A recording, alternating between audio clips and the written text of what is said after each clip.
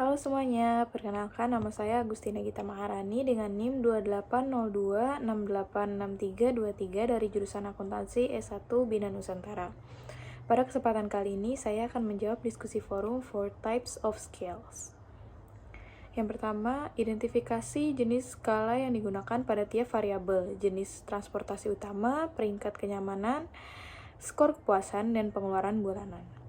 Dalam survei yang dilakukan oleh Dinas Perhubungan Kota Metropolitan, terdapat beberapa variabel dengan jenis skala pengukuran yang berbeda.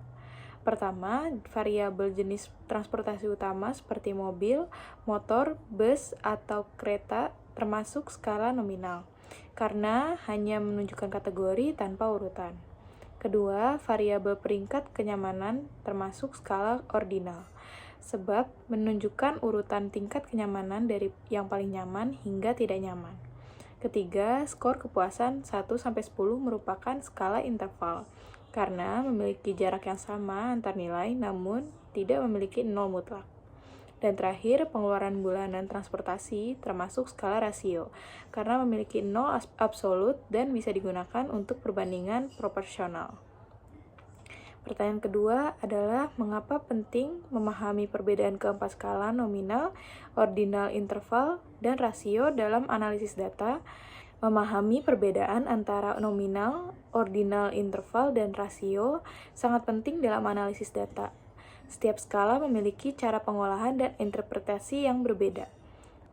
Misalnya, data nominal hanya bisa dihitung frekuensinya, sedangkan data interval dan rasio bisa diolah dengan statistik parametrik seperti rata-rata dan standar deviasi.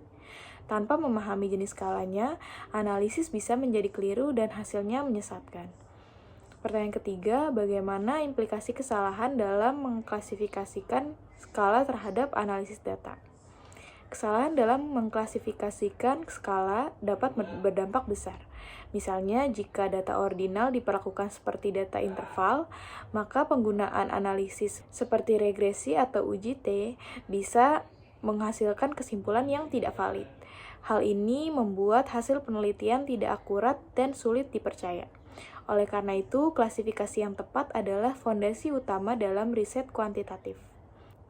Yang keempat, bagaimana pemilihan dan penerapan skala pengukuran yang tepat dapat mempengaruhi validitas analisis statistik dan interpretasi hasil dalam penelitian kuantitatif di bidang bisnis dan manajemen.